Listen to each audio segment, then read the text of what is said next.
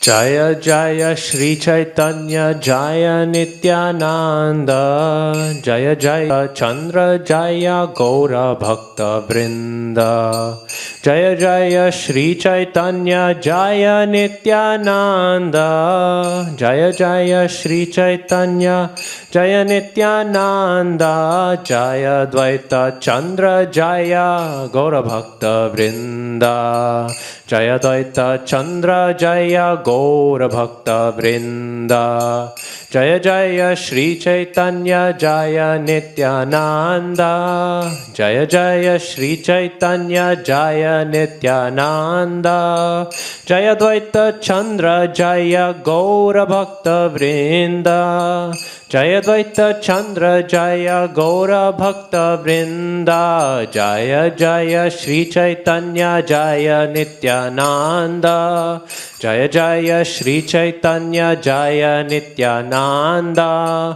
Jaya Dvaita Chandra Jaya Gaura Bhakta Vrinda Jaya Dvaita Chandra Jaya Gaura Bhakta Vrinda Jaya Jaya Shri Chaitanya Jaya Nityananda Jaya Jaya Shri Chaitanya Jaya Nityananda Jaya Dvaita Chandra Jaya Gaura Bhakta Vrinda Jaya Dvaita Chandra Jaya Gaura Bhakta Vrinda Jaya Jaya Shri Chaitanya Jaya Nityananda Jaya Jaya Shri Chaitanya Jaya Nityananda Jaya Dvaita Chandra Jaya Gaura Bhakta Vrinda Jaya Dvaita Chandra Jaya Gaura Bhakta Vrinda Hare Krishna Krishna Krishna Hare Hare Hare Rama Rama Rama Hare Hare Hare Krishna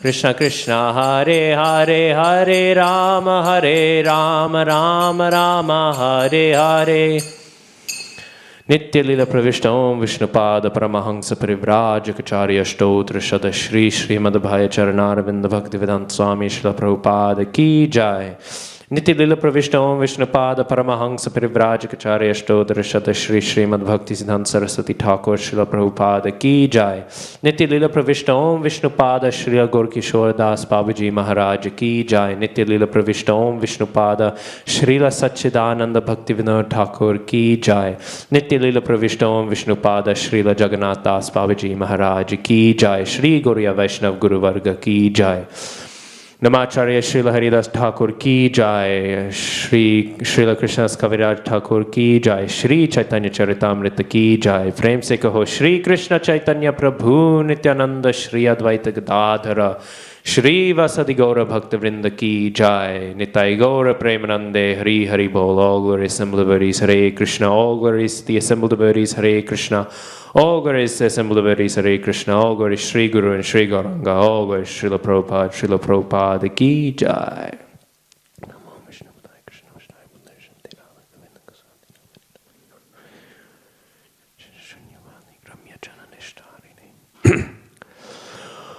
Om Jnanatimirandhasya Jnananjana Shalakaya Chakshurunmilitam Yena Tasmai Shri Gurave Namaha Shri Chaitanya Manobhishtam Sthapitam Yena Bhutale Swayam Rupah Kadamahyam Dadati Swapadantikam Vandeham Shri Guru Shri Yutapad Kamalam Shri Gurun Vaishnavamsha Shri Rupam Sagrajatam Sahagana Raghunathan Vitam Tam Sajivam Sadvaitam Savadhutam Parijana Sahitam Krishna Chaitanya Devam Shri Radha Krishna Padan Sahagana Lalita Shri Vishakhan Vitamscha He Krishna Karuna Sindho Dina Bandho Jagatpate Gopesha Gopika Kanta Radha Kanta Namostute Tapta Kanchana Gaurangi Radhe Vrindavaneshwari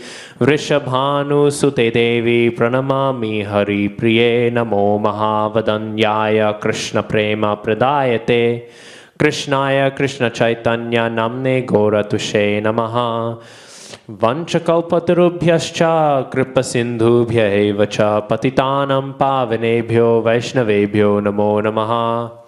Jaya Shri Krishna Chaitanya Prabhu Nityananda Shri Advaita Gadadhara Shri Vasadi Gaura Bhakta Vrinda Hare Krishna Krishna Krishna Hare Hare Hare Rama Rama Rama Hare Hare.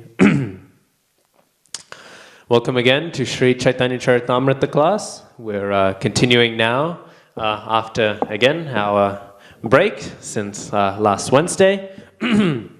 And so I'll refresh a little before we dive again into the Rai Ramananda Samvad. And of course, that is what I will be recapping, the Rai Ramananda Samvad, as we have been discussing for quite a while now, but not long enough. Actually, this whole time that we've been spending, we could have easily spent just elaborating upon the first section, the first answer that Rai Ramananda gave to Mahaprabhu's inquiry. So, even though it might seem like we've been spending a long time in this 8th chapter of the Madhya Lila, of the Caitanya Caritamrita, actually, we're doing a rather brief overview of this chapter. So, as we know, it's the meeting of Rai Ramananda and Mahaprabhu in a secluded place. Mahaprabhu has asked his first question, what is the ultimate goal of life? And that question has just been answered satisfactorily. And so then, following that, the various gradations of prema bhakti, finally in the highest regions of Sakhya Prem, Vatsalya Prem, and then Kanta Prem, those were accepted, and the highest of which is Kanta Prem. And then Mahaprabhu said, Bas, this is enough. I'm satisfied. This is the ultimate goal of life. And then Mahaprabhu, at the conclusion of Wednesday's class, we were hearing a bit about Mahaprabhu asking his next question. And his next question is actually a question composed of four questions. He is inquiring of the nature of 4 subjects, and he wishes to hear a further elaboration of what they are in tattva, in truth. And what are those 4? He wishes to know about Krishner Swarup. What is the form? We know Rup is form. Rupa. And Rupa is the form of something, is the shape. But the Swarup, it is the form, but also with the extra addition of qualities, personalities.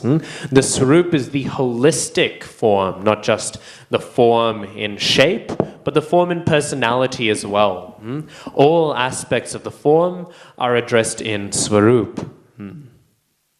Sometimes it's said that one's Diksha Guru reveals the Rup of Krishna, and the Shiksha Guru reveals the Swarup of Krishna.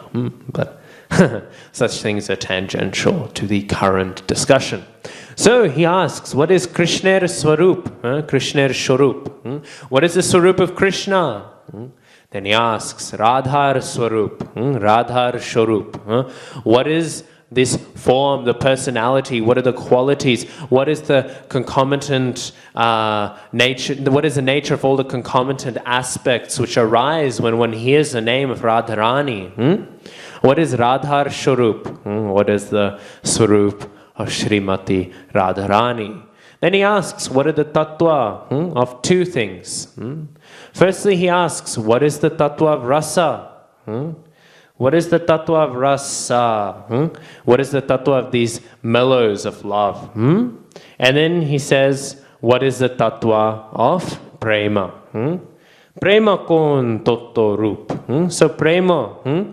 So what is rasa? The mellows of love. What is the tattva of this? And then prema. What is the tattva of prem? And he's asking them in rup. So we're hearing Krishner Swarup, Radhar Swarup, Koho, speak. And then Roshokon Totto, what is the tattva of rasa? Premokon Totto, what is the tattva of prem? Rup, in its actual form. Tattva Rup, Tottorup. Tottorup doesn't mean any form, but in its most primordial form. We know this word tattva or totto. This word, it comes from two words. Tat, which means that, and twa, which means ness, we could say. Sattva is satness, goodness, truthness. Twa means is very similar to the English word. I'm mind blanking. There's a prefix, the opposite of the prefix. The prefix goes before word, and the opposite of the prefix goes at the end. We use the word ness, and it describes the somethingness of a thing. And tat means that. So tattva means the thatness, the ness, the actual nature of something. And tattva rup means what form. So what is the truthful, actual form of prema? And what is the truthful, actual understanding of rasa? So he's asked these things. And then a conversation ensues. And this conversation is very much embodying the humility of the Vaishnavas. We discussed it a tiny bit on Wednesday, so we will skip ahead. Because it is speaking of the gentle nature of Vaishnavas. So humbly, Ramananda Rai is speaking his fallen nature, which is not actually fallen, right? Ramananda is the greatest of devotees. And Mahaprabhu is the greatest devotees of devotees as well, but he is also the Supreme Personality of Godhead. The Supreme Personality of Godhead. If anyone is worthy, in fact, if the Supreme Personality of Godhead himself was to say that he is the greatest, that would be an act of humility. Because the Supreme Personality of Godhead's qualities are infinite. His glories are infinite. And therefore, for him to say he is very great is actually selling short his wonderful and infinite qualities. But still, nevertheless, Mahaprabhu, the Supreme Personality of Godhead, is very humble and speaks of himself only as a Mayavadi sannyasi, and then says, due to the association of Sarvabhauma Bhattacharya, I have been freed from my Mayavad ideas. Actually, it was the other way around. Only a few chapters ago, we were hearing of how Sarvabhauma Bhattacharya, the incarnation of Brihaspati, was liberated from his Mayavad conceptions by the strong preaching of Sri Krishna Chaitanya Mahaprabhu. Anyways, so going on after this, then Mahaprabhu, he speaks. He speaks many things. And he says that after hearing about your glories, I've come to your place. But you are offering me words of praise out of respect for a sannyasi, one in the renounced order of life. And Srila Bhakti Siddhanta Saraswati Thakur has commented very nicely on this text. And it has been echoed, or rather translated, or rather conveyed by Srila Prabhupada in his purport. And he says that a devotee should always be humble. He should not be thinking anything of any of his qualifications. Simply, they should give them up if they are before the devotee. Srila Prabhupada writes, a materialistic person with material opulences should not be very proud or puffed up before a transcendental devotee. If one approaches a transcendental devotee on the strength of one's material heritage, opulence, education, and beauty, and does not offer respect to the advanced devotee of the Lord, the Vaishnava devotee may offer formal respects to such a materially puffed up person, but he may not deliver transcendental knowledge to him. Indeed, the devotee sees him as a non-Brahmin or Shudra. Such a puffed up person cannot understand the science of Krishna. A proud person is deceived in transcendental life and, despite having attained a human form, will again glide into hellish conditions. By his personal example, Sri Chaitanya Mahaprabhu explains how one should be submissive and humble before a Vaishnav, even though one may be situated on a high platform. Such is the teaching of Sri Chaitanya Mahaprabhu as the Acharya of the world, the supreme spiritual master and teacher. If even Mahaprabhu is echoing this is the teachings of the Supreme Personality of Godhead. No matter what one has, no matter what one feels, sometimes a person may feel This is chastised as the false understanding of the bogus disciple. He may go to a spiritual master and he may feel, I am a king. Maybe he will think, I'm a politician. Maybe he will think, I'm a graduate. We know His Holiness Indradyumna Swami, whenever he goes to Chopati, he often jokes and he says, these are not ordinary brahmacharis. These are IIT, PhD brahmacharis here. His Holiness Radhanath Swami, his brahmacharis so often are of a very highly educated standard. They're all coming from the greatest universities with the highest degrees. But do they approach Radhanath Swami and think, I am an engineer. Radhanath Swami is fortunate to have a disciple like me. Do they approach with such understandings? There's a really wonderful video that I saw of His Grace Radhe Shyam Prabhu.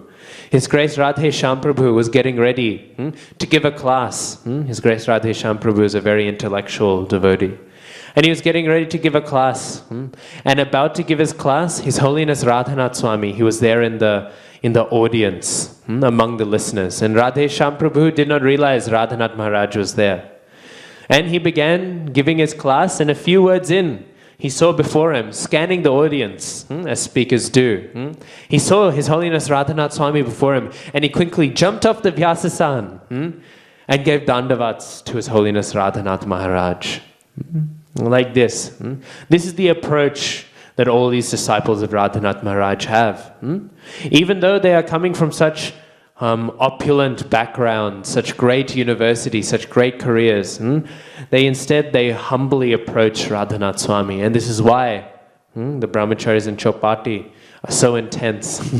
They are such great exemplars of all that devotion must be. His Holiness Bhakti Charu Maharaj, he says, there are so many future spiritual masters among the brahmacharis in Chopati. So like this, they are exemplifying the proper attitude. It is not that one goes with some qualifications that they feel they have towards a spiritual master and says, oh, my spiritual master, he's very fortunate to have me to aspire from him. Instead, no matter what one has, they throw it out the window. They think, I'm nothing, I'm worthless, but my spiritual master, he is so much. But why is this so? Why is this approach necessary? Why must one ignore one's material aishvarya, one's material qualifications in approaching sadhu or Vaishnav Thakur? That is explained in the next text, in text 128 of this 8th chapter. And in this text, this is a very famous one, we will find the elaboration of this principle. Kiba bipro, kibo nyashi, shudro kena noe, kene noe, je Krishno toto beta, she guru hoy. Whether one is a Brahmin, a sannyasi, or a Shudra, regardless of what he is, he can become a spiritual master if he knows the science of Krishna. This is a very, very important principle. And we've touched on this before. That actually the qualification to be a spiritual master, the qualification to initiate, is merely that one, if She Guru, if Je Krishna Toto Beta, if one knows the science of Krishna, then one can be a spiritual master. Because devotion is an aspect of the Swarupa Shakti. Devotion is an aspect of the internal potency of the Lord. It has nothing to do with the three modes of material nature that define materialistic life. It has everything to do with internal realities. And so,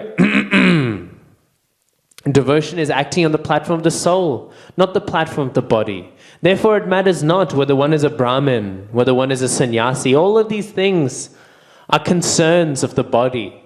They are not concerns of the soul. But bhakti is jaiva dharma, and it is concerned peculiarly and solely with the soul. And so it is said in the Garuda Purana that Brahmins are very valuable. But a Brahmin who performs yagyas, he is worth the value of 1,000 Brahmins. But then, of those Brahmins who are performing yagyas, it is said that a devotee is worth 1,000 of those Brahmins performing yagyas. Those yagyaka Brahmins. The devotee is worth 1,000 of them. And actually, the devotee, practically speaking, is worth infinitely more than them. Devotion is so immaculately valuable. And so, one may wonder, however, that, as Srila Prabhupada mentions in his purport, that it is stated in Hari Bhakti Vilas that one should not accept initiation from a person who is not in the Brahminical order if there is a fit person in the Brahminical order present.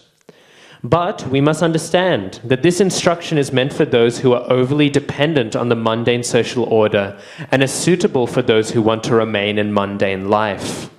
If one understands the truth of Krishna consciousness and seriously desires to attain transcendental knowledge for the perfections of life, he can accept a spiritual master from any social status, provided with the one qualification that the spiritual master is fully conversant with the science of Krishna.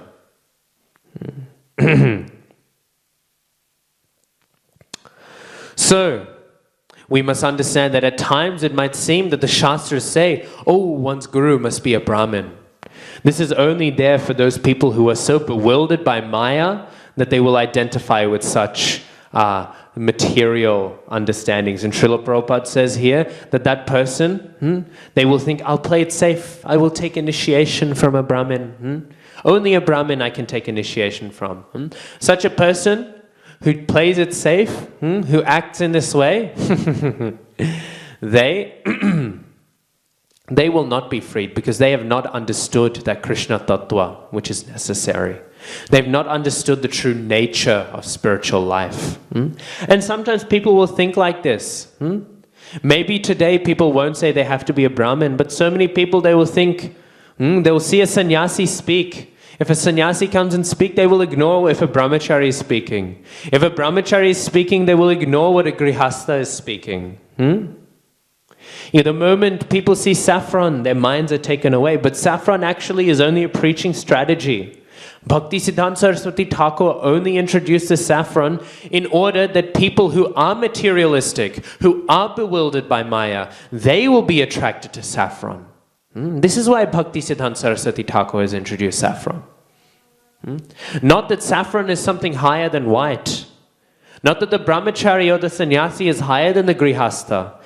If the grihastha learns and understands the nature of Krishna, then he is on the highest platform. He is a paramahamsa, no less. And on the other hand, if one is a Brahmin, sometimes people will say, oh, I want a Brahmin as a guru. Or maybe these days they will say, I will take an Indian as a guru. Westerners, we often hear, Westerners, not so stable, not so safe. I shouldn't take a Westerner as a guru.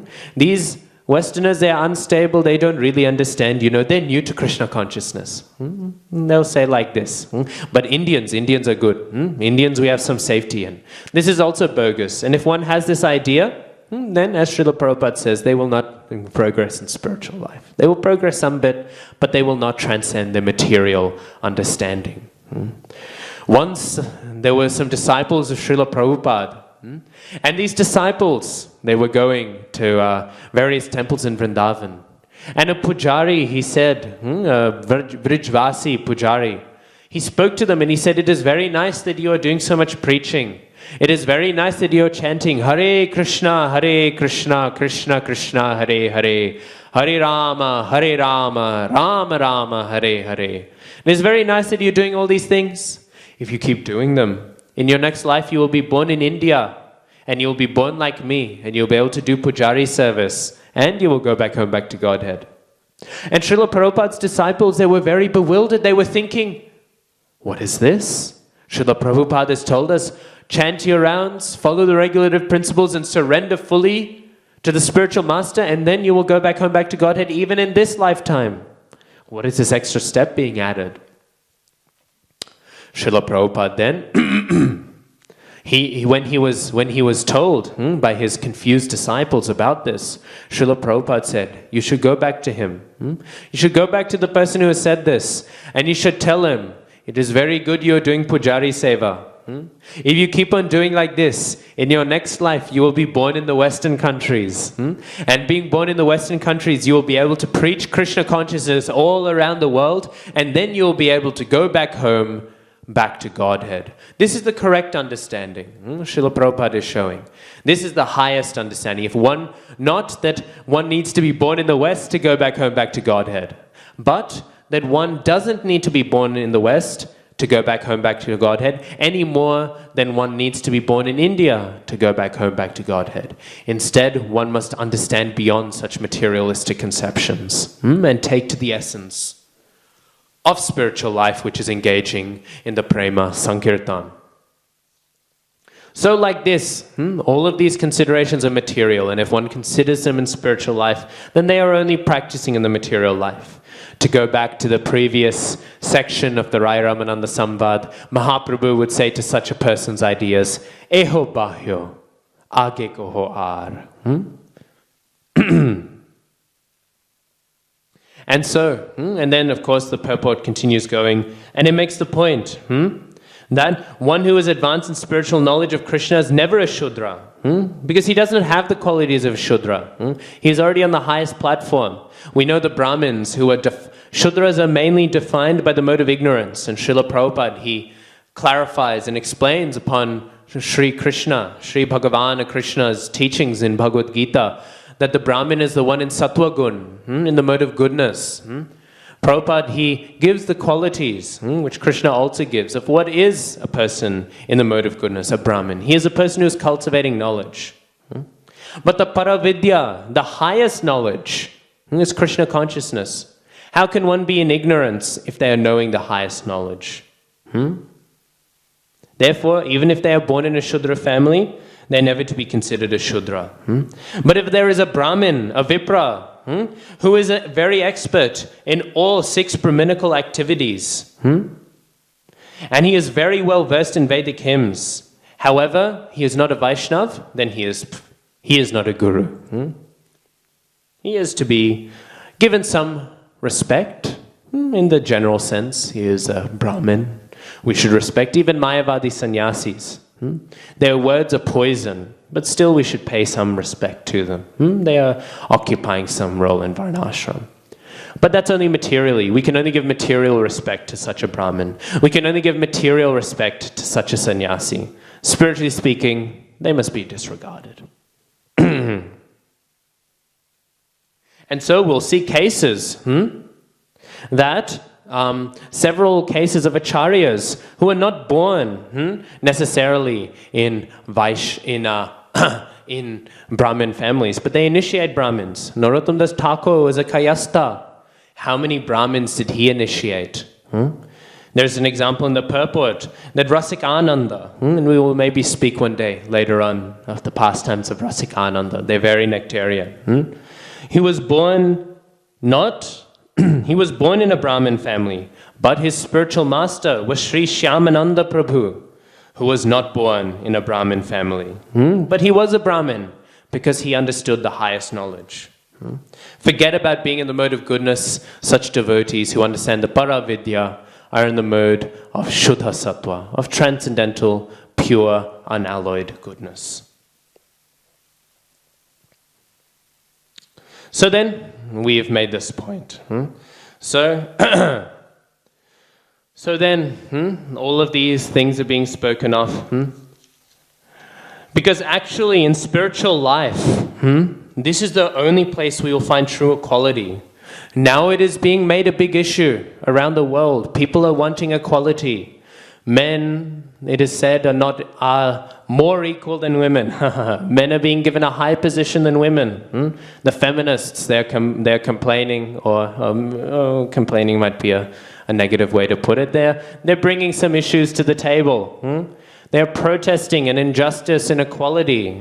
That is what they are feeling. And there are injustices. There are injustices all over the world. Right now also, beyond just the feminists, there are those fighting for racial justice. not just justice in terms of gender, but justice in terms of race. So much inequality and injustice there is felt in the world. Right now, in America, so many great riots and protests are being done. Because there is such a grand feeling of injustice, of suffering. And we long for equality. Inequality causes the hearts of people to burn. How terrible is what is happening in this world. And irregardless of whether a person is conservative or progressive, we can all agree that the injustices in the world are very great, and that inequality built upon injustices is real, even if the instances in which it is occurring may be debated.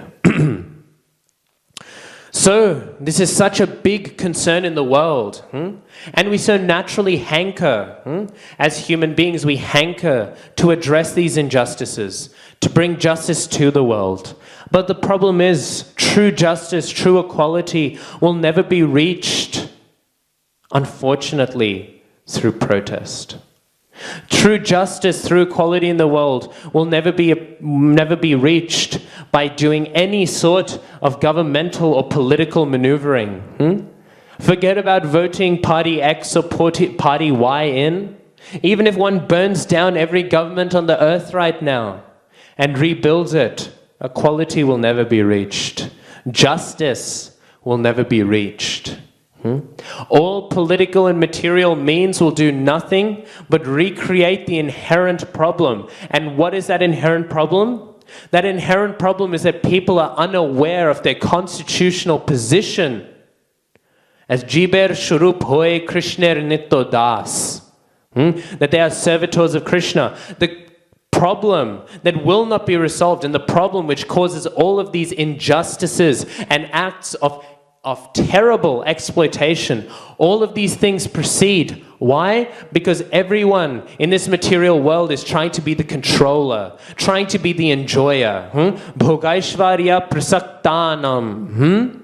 Dayapa hrita chetasam. They are bewildered and completely infatuated by the idea of material opulence and that I am the enjoyer.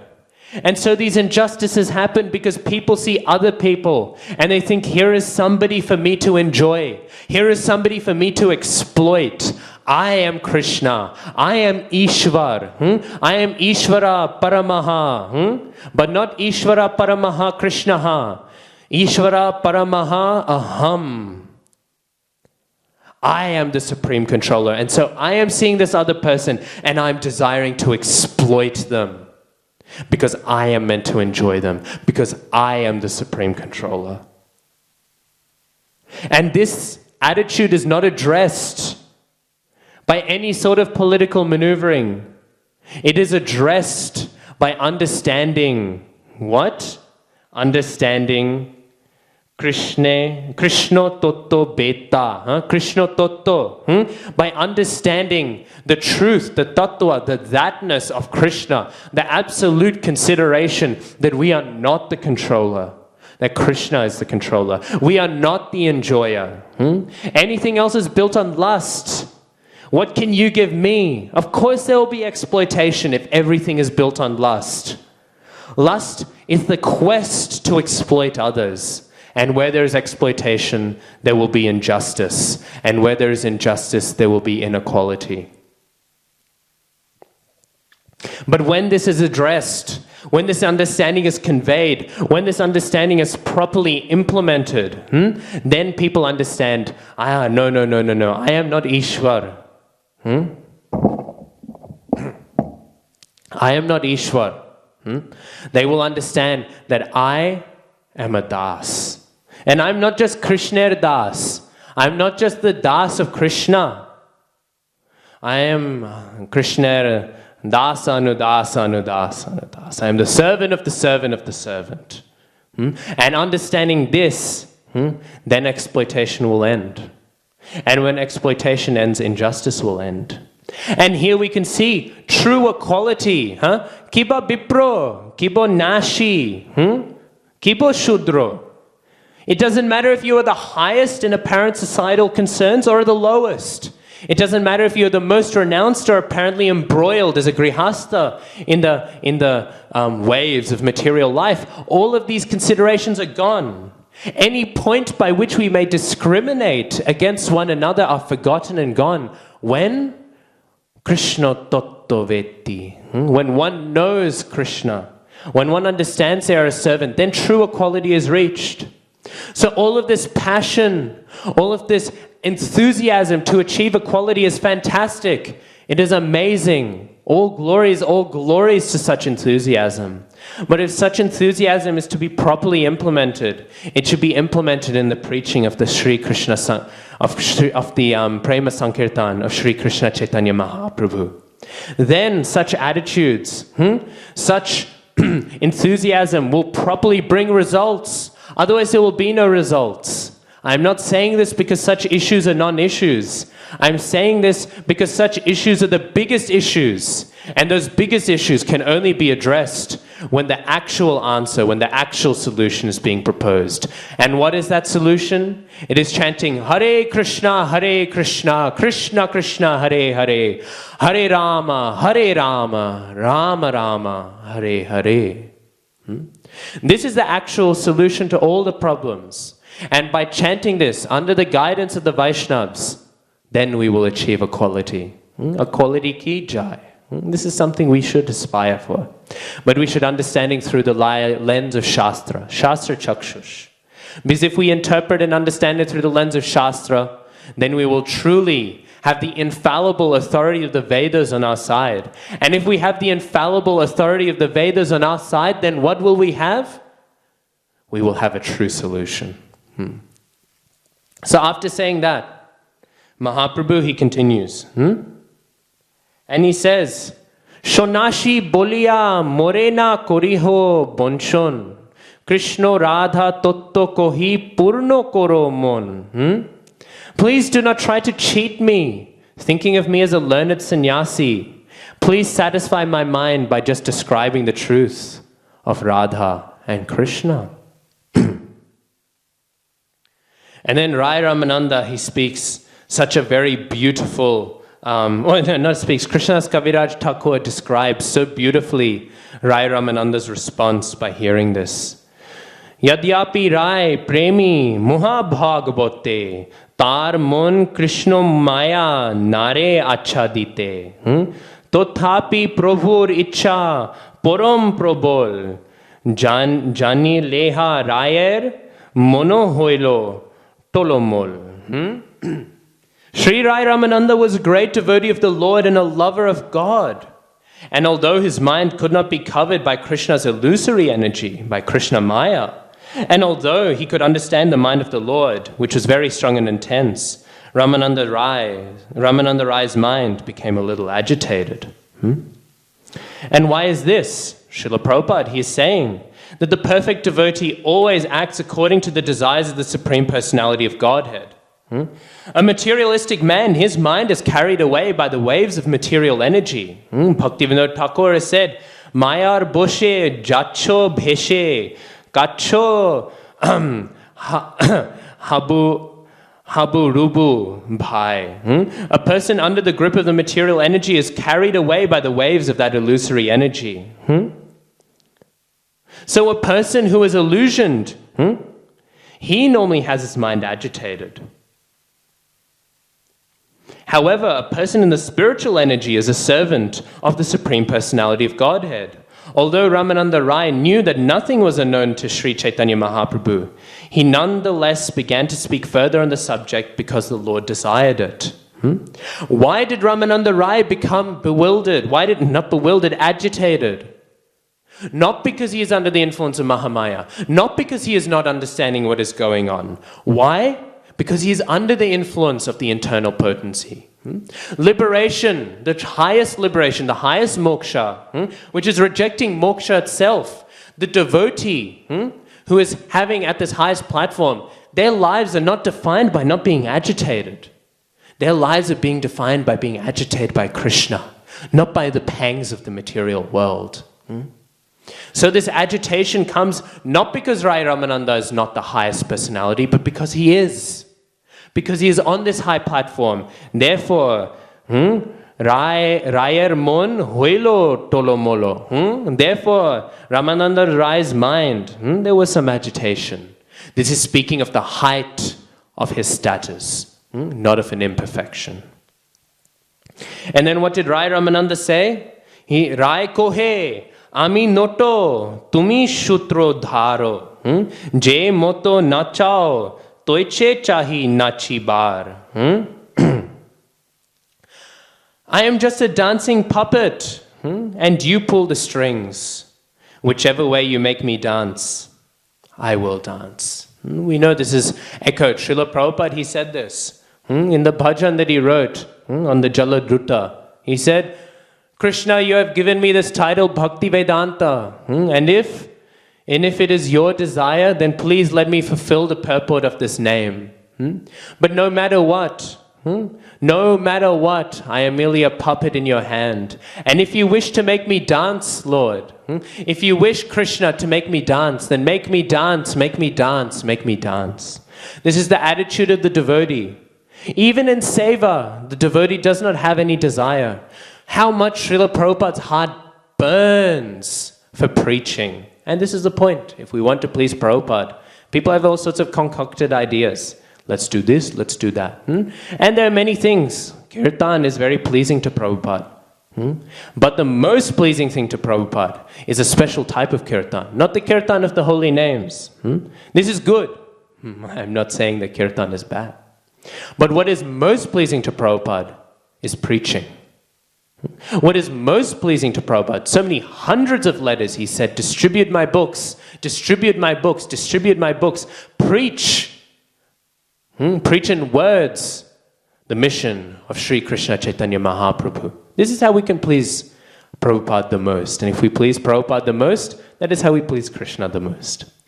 Anyway, so Srila Prabhupada, even Srila Prabhupada, who was so committed to the seva, to the service, every desire he had to do this, but that was not his desire. Ultimately, his desire was, whatever Krishna wills, that should happen. Even then, Prabhupada, he was surrendered, and he has said, only what the Supreme Lord empowers or wants, that should happen. This was Prabhupada's approach. This is the glories of Prabhupada. And this is the glories of any pure devotee.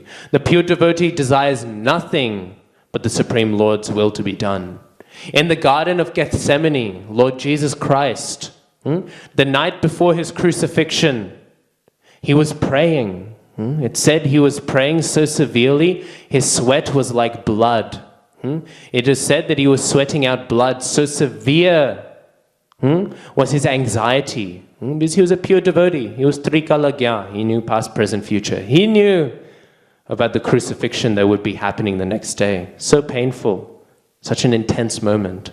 And so Lord Jesus Christ, actually this pastime, we could speak about it for a while, but I won't because I don't want to go too off topic.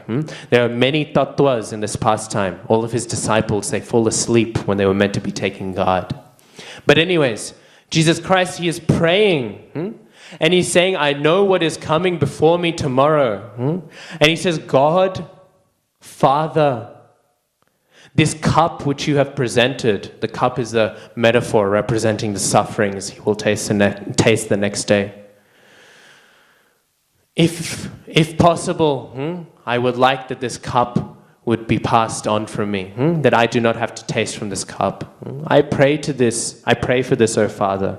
But Father, not my will, but yours be done. Even so painful as this, Lord Jesus Christ, the pure devotee, he said, I do not care for my will, Father.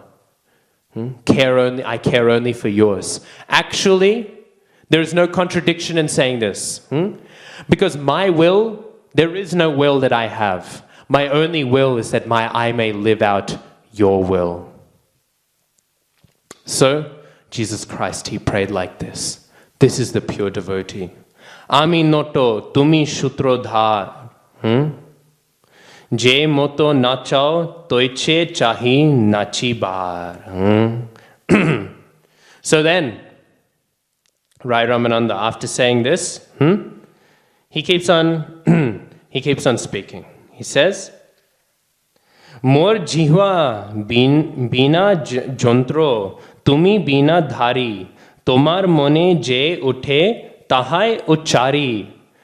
My dear Lord, my tongue is just like a stringed instrument, and you are its player. Therefore, I simply vibrate what arises in your mind. We are like the pure devotee. We should strive to be like this, to think that Lord, Krishna, I am only your instrument, and you are my only audience. Please, Krishna, play me. Please, Krishna, utilize me. Play the most beautiful music possible through me. And what music that is beautiful? What is the standard of the beauty of that music? If it is pleasing to your ears. Lord, I am only your instrument, and you are my only audience. And then what does Rai Ramananda say? He says, Puram Ishwar Krishna Shoyam Bhagavan, Shorbo Avatari, Shorbo Karon Pradhan. At this point, he has begun answering the first element of the second question of the Rai Ramananda Sambad. Because we know there were 4 specific things that Rai Ramananda wanted to hear. Krishner Shorup, Radhar Shorup, Rosho, Toto, and Premo, Toto, Rup. So, for text 134 to text 150, Rai Ramananda will be speaking about Krishner Swarup. What is the nature of Krishna's Swarup? What is the nature of his qualities? And we will spend a lot of time in this. The later elaborations that he has on Radhar Swarup, on Rasa Tattva and on Prema Tattva, we will speak very briefly on. These things, as I was emphasizing a lot, these things should not be talked about so much in such public a venue as these classes. But Krishna is more safe to discuss. So we will be discussing now over the next few days the many qualities about that define Krishna's Swarup, Krishna's Swarup. So, what do we begin with? Puram Ishwar Krishna, Shoyam Bhagavan, Shorbo Avatari, Shorbo Karon Pradhan. So a few things are being listed here. I'll actually say all of them and then we'll list out all the qualities. Ononto Boikuntho, Ar Ononto Avatar, Ononto Brahmando Ihan, Shobar Adhar, Shochid Anando Tonu, Brojendro Nondon, Shorboishorjo, Shorbo Shokti, Shorbo Rosho Purno, Nondono. Ramananda Rai then began to speak on Krishna Tattva. Krishna is the supreme personality of Godhead. Parama Ishwara Krishna. He is personally the original Godhead, Swayam Bhagavan, the source of all incarnations, Sarva Avatari, and the cause of all causes, Sarva Karana Pradhan. There are innumerable Vaikuntha planets, Ananta Vaikuntha, and there are innumerable incarnations, Ananta Avatar. In the material world, there are also innumerable universes, Ananta Brahmanda Ihan. And Krishna is what? He is the supreme resting place for all of them. Shobar Adhar. Sachid Ananda Tanu. The transcendental body of Krishna is Sachid Ananda. It is eternal and full of bliss and knowledge, but in light of that elevated position of this body, Vrajendra Nandana, he is the son of Nanda Maharaj. Sarvaishvarya, all opulences are found in him. Sarva Shakti, all potencies are found in him. And Sarva Rasapurna, he is the reservoir of all transcendental mellows. All of this is found in him. Even if there is all opulences, even if there are all potencies, there are also all the beautiful transcendental mellows. And what is the Shastra Praman that Rai Ramananda quotes? And we will conclude discussing the Shastra that he quotes, and then tomorrow we will speak a little bit about these qualities that have been listed. What is it? It is such a famous text. It is a shlok that so many of us have memorized and so many of us should memorize if we haven't. It is the first text of the 5th chapter of the Brahma Samhita, and it is text 137 of this chapter. Ishvara Parama Krishnaha Satchidananda Vigraha Anadir Adir Govindaha Sarvakarana Karanam. Krishna, who is known as Govinda, is the supreme controller. He has an eternal, blissful spiritual body. He is the origin of all. He has no other origin, for he is the prime cause of all causes. Now one might say, wait a second, Brahma Samhita? The Brahma Samhita hasn't been discovered yet. Of course, we know the Brahma Samhita. Some people sometimes think Brahma Samhita was spoken when Brahma was repenting in Brahma Vimohan Lila. This is not correct. Brahma Samhita was spoken at a separate time. Brahma, he heard the flute playing of Krishna, and inspired by this, he spoke a Samhita, worshipping Krishna and the beauty that he heard. And later on, we will speak about the pastime of how Mahaprabhu recovered the Brahma Samhita. But it is interesting to note that this pastime happens after this.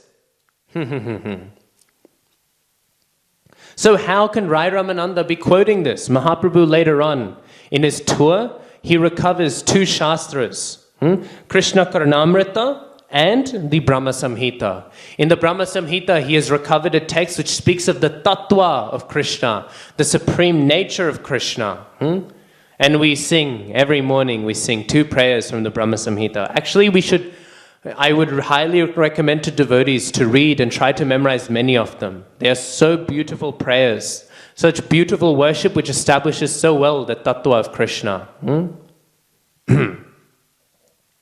And in rasa, we find Krishna Karnamrita. The rasa of Krishna, the Lila of Krishna is preserved in that text. We know, we will speak more details about the pastime. Mahaprabhu, he hears some Brahmins, they are reciting this text. And reciting this text, he hears it and he hears, what a beautiful text. And he records it and makes sure that it is preserved. But he has preserved it, he has recorded, he has discovered it after this Rai Ramananda Samvat. So how did Ramananda Rai quote it? There are 2 explanations that can be understood. One is that Ramananda Rai is a pure devotee. He knows all of the Shastras. If one knows Krishna, one knows everything. So it is possible that even though this Brahma Samhita, which is attached to the Vedas, it is a section of the 4 Vedas, that this Brahma Samhita, even though it has been lost to most people, being a pure devotee, he is knowing all of the Vedas. So he knows them even though it has been lost to the masses. One can take this view. This is why he's quoting it. Another view is that maybe, being a pure devotee, he spoke this text, it came to him in revelation. Mahaprabhu, we know, was inspiring so many words in the heart of Rai Ramananda. Maybe this was revealed to him. And another thing that's possible, and this is the one that I think is most likely, although I don't really have any reason to think it, this is just the one that resonates the most strongly with me. All other explanations are equally valid. And then once we conclude this explanation of how Rai Ramananda is speaking on a text that has not yet been rediscovered, we will conclude for tonight, and then we will continue tomorrow. We find often that Shastras are quoted and they're lost. Madhvacharya quotes many Puranic statements that we no longer have. He quotes many Shastras that we no longer have today, that we cannot find. Where has Madhvacharya got this from? We do not know. And so it is, but we accept that those are valid, and we eventually rediscover those texts, which shows that there are texts that Madhvacharya has quoted that have been lost. Just because a text has been lost doesn't mean people don't remember it. So it's very possible that even though Mahaprabhu has rediscovered it with them, that Rai Ramananda in his travels, he has also heard this text, this Samhita. It is possible that in his travels, he has maybe, or in his study, he has received this text, even if he hasn't heard the whole thing. Just because it is gone doesn't mean he does not have ways of learning it before it has been rediscovered. So I think it is very likely that Rai Ramananda, maybe he heard from the same Brahmins. He heard the recitation of the Brahma Samhita. Maybe it is likely in his education, in his study, he heard this one text. Even if he did not study the Brahma Samhita, it came to him that he knew this one text is bona fide because I've heard it from valid sources, so I've learned this text from the Brahma Samhita. In the same way that when Madhvacharya quotes Shastra, even if we cannot find that Shastra he is quoted, we accept it. We pay our respects to it, and we accept fully that Shastra he has quoted, because he is a bona fide source. Anyways, how do we receive Shastra? We receive it through the hand of the devotee. So these are 3 ways to understand. There are many other ways, but those are 3 ways that I think are very strong of understanding how Rai Ramananda has quoted the Brahma Samhita prior to its rediscovery by Sri Krishna Chaitanya Mahaprabhu. Now, concluding this point, we will conclude for tonight our discussion of the Rai Ramananda Sambad, and then tomorrow we will continue our description and understanding of the various qualities that are listed of Krishner Swarup. We will go through that list of wonderful qualities. Shri Krishna Kaviraj Thakur ki jai. Shri Caitanya Caritamrita ki jai. Shri Krishna Chaitanya Mahaprabhu ki jai. Shri Rai Ramananda ki jai. Shri Rai Ramananda Sambad ki jai. Nitai Gaura Premanande. Hari Hari Bol. Hare Krishna.